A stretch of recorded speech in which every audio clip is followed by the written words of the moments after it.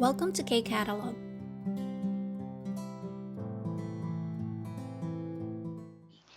KIIP Level 3 Unit 1 ng workbook, page 13.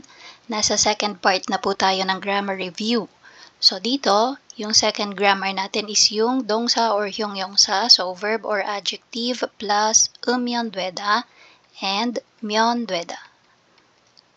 So ano po ulit yung rules natin? Kapag may batchim, you add umyeondweda. Kapag wala naman siyang batchim, you add myeondweda. And ano po ulit yung gamit ng grammar na to? Kapag meron kang gustong indicate sa iyong statement na isang condition or requirement na kailangan mong gawin or i-meet para makamit mo yung goal or gusto mong gawin or mangyari na bagay. Okay? So dito, may table tayo. So i-complete natin yan. Again, para mabilis, umyeondweda, number 1 yung isusulat natin. And then pag myeondweda naman, number 2. Okay? So drop muna natin yung mga da. And then, malhada, wala siyang batchim, kaya myeondweda yung nilagay. Number 2, gatta, magiging gatmyeondweda. 지키다, 지키면되다. 만나다, 만나면되다. 크다, 크면되다. Mamaya na yung may mga stars, no? Yung mga irregular or special. And then dito, 보내다, 보내면되다. 사귀다, 사귀면되다. 끊다, 끊으면 되다. So dito no, number 1. 으면 되다 dahil may batchim. 신청하다, 신청하면 되다. Ito na tayo, sa kakapta muna. So dito, drop mo si da and then yung biyup magiging u. So dito, isusulat ko siya, magiging ka, u, and then dahil may batchim tayo na u, we're gonna add 면 되다. 가까우면 되다. Okay, so number 2. This one, mandalda, drop yung da, and then, ang mangyayari, as is lang yung mandal. So, hindi mawawala yung real, and then, dahil may real na batchim, baka isipin natin, dapat umyeondweda, no? So, again, just keep in mind na lang po ito, no? So, mandal, myon po dapat. Okay, so hindi nila sasabihin na mandirumyon. So mahirapan sila doon. So instead na mandirumyon, mandilmyon. Dweda. So number 2. And then dito, sa jitta. So si jitta, hindi natin siya masyadong nagamit kahit sa level 1 or level 2, no? So bihirang lumabas tong word na to. Ang ibig sabihin po niyan is to build or to construct. Ayan. So, paano naman yung conjugation niyan? So, drop mo si da, and then magiging jit na lang po siya, no? So, ang mangyayari, yung shiyot na batchim po dyan, mawawala po siya. Okay? So, magiging g na lang siya.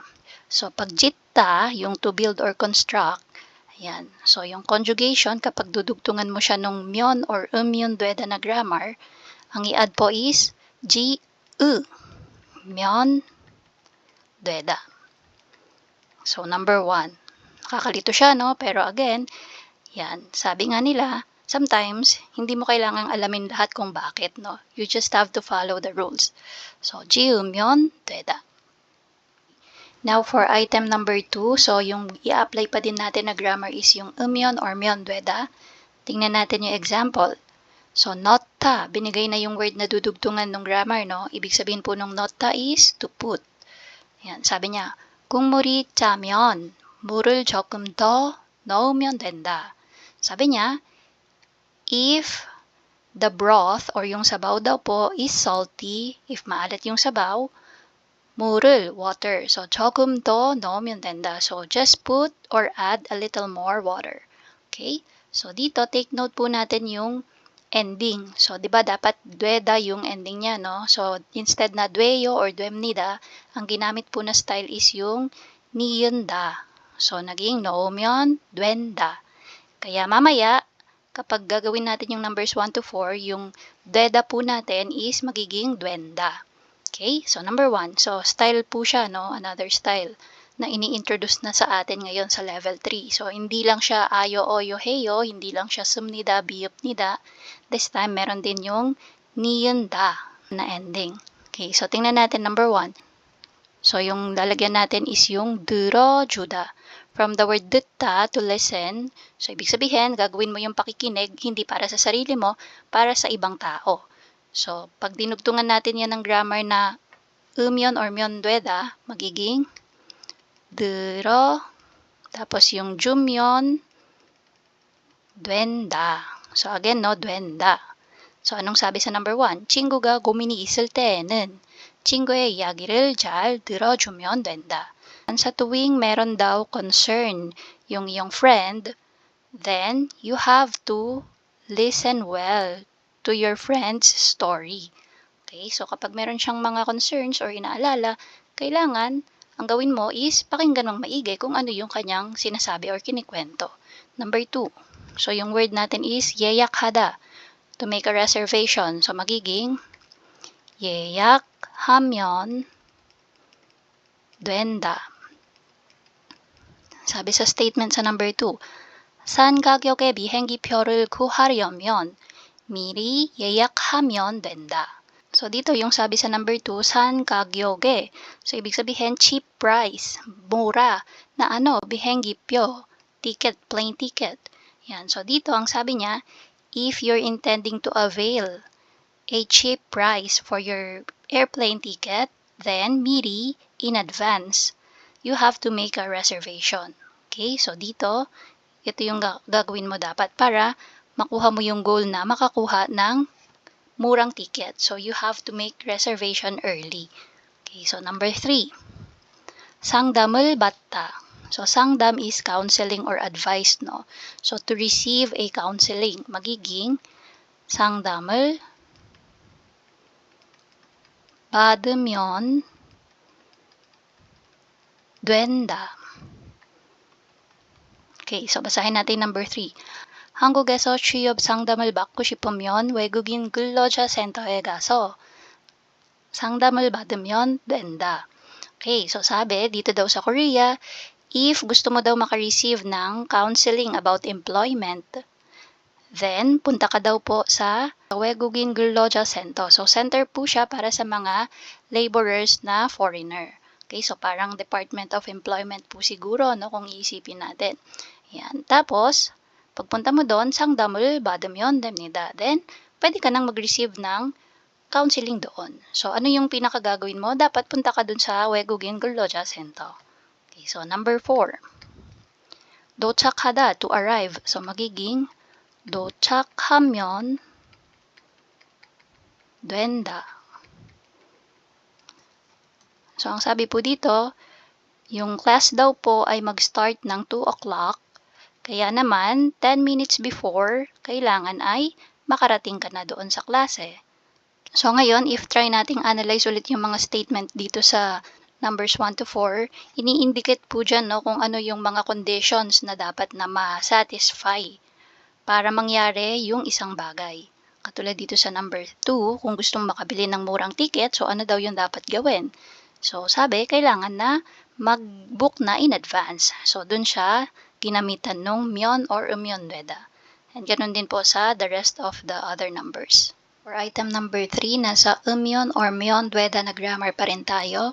So, tingnan natin example natin, conversation, sabi ni Ga. 문화 체험 갈 때 옷차림은 어떻게 해야 합니까? So, tinatanong niya paano daw ang gagawin. About saan? Sa 옷차림. Pag sabing 옷차림, ito po yung damit na isusuot. So, parang nagtatanong siya what to wear.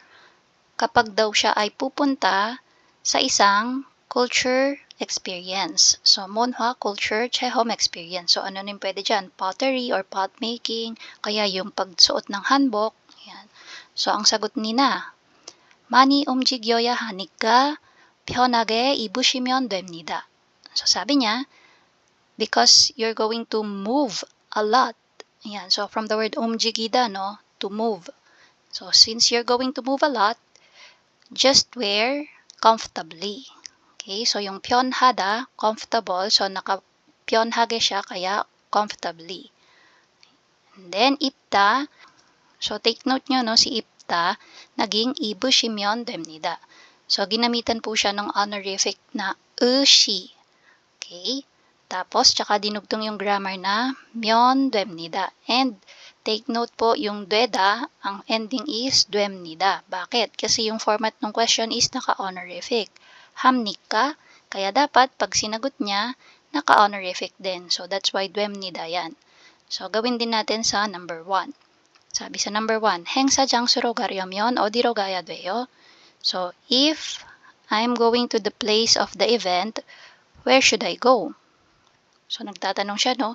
Saan po ako pupunta or saan po ang way if pupuntahan ko tong event hall na to? Tapos, sagot yung kausap. 2층에서 하니까 오른쪽 계단으로 blank. So, sabi niya, since gagawin daw yun sa second floor, yung stairs daw na nasa right side. So, tingnan natin yung picture, no? So, sabi niya, yung stairs na nasa right side is, anong gagawin niya para makapunta siya sa second floor? Kailangan niyang umakyat. So, yung word na gagamitin natin is yung 올라가다. So, 올라가. So, paano natin i-end yan? So, again, gagayahin natin yung nasa example. Lagyan natin ng honorific. So, dito, dahil walang batchim si ga, so instead na ushi, shi lang yung idudugtong natin. 올라가시. Tapos, tsaka natin dugtong si 면. 올라가시면. So, yung dweda, paano yung ending yan? Check natin yung question. Paano yung format? Naka-dweyo. So, tayo din, pwede na nating end with dweyo. So, yung sagot dyan is 2층에서 하니까 오른쪽 계단으로 올라가시면 돼요. Okay? So, number 2. 자세한 문의는 사무실로 이메일을 blank. So, sabi, 자세한 문의. Ibig sabihin po niyan is detailed information. So, if mayroon kang clarification or question, so ibig sabihin, you're asking for information. And sinabi niya na jasehan. So, ibig sabihin, detailed. So, detailed information, samushillo. So, papunta daw sa kanilang office. To their office, email. Okay, so, anong gagawin sa email? Malamang you're going to send, right? Okay, so dito, boneda. So, magiging bone. Tapos, gayahin ulit natin yung example. May honorific. So, dito, wala din siyang batchim. Kaya, bone, shi. And then, myon. Paano yung ending natin dito? So, dito, take note yung sagot ni na. 알려주셔서 감사합니다. So, naka-biyupnida. So, dito, bone, shimyon, 됩니다. Okay, so sagot ni na, no? 네, 알려주셔서 감사합니다. Sabi niya, opo, salamat po sa pagpapaalam. Okay, so dito tayo sa number 3. Sabi ni Ga, 다음 단계 수업을 들으려면 어떻게 해야 돼요? Nagtatanong siya, no? If papasukan mo daw yung next level na class, paano daw ang dapat na gawin? So, sagot si na, sabi ni na, 수강 신청 기간에 홈페이지에서 blank. So, if gusto mong pasukan yung class na yan, kailangan mong mag-apply or register. Ano po ulit yung word natin for register or apply? 신청하다. So, dito magiging 신청하시면. Tapos, dito nakadweyo siya, no? So, dweyo na din yung ending natin. Okay? So, 신청하시면 돼요. Sabi niya, sugang 신청 기간에, so yung application period daw po, homepage에서, dun daw sa homepage ay applyan mo. Okay, so number 4. 가족들 만난 지 오래돼서 많이 보고 싶죠?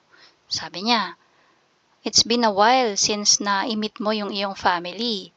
Siguro miss mo na sila, no? Tapos anong sagot ni na?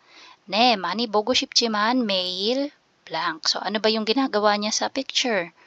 So, nag-video call sila, no? So, ano po ulit yung video call in Korean? 영상 통화. So, dito, 영상 통화. So, yung hada, 영상 통화하면 돼요. So, magiging 하면. Tapos, yung dweda, since naka-gyo, so, deyo, ayo, oyo, heyo na lang din yung ending natin. So, again, ano po yung sagot natin? 네, 많이 보고 싶지만 매일 영상 통화하면 돼요. Sabi niya, yes, namimiss ko sila, pero everyday, pwede naman kaming mag-video call. Okay, so yan po yung number 3 item natin for Umyeon or Myeondoeda na grammar. And that's it. If you find this video helpful, please hit the like, share, and subscribe button. So I still hope to see you in the upcoming videos, and again, thanks for watching.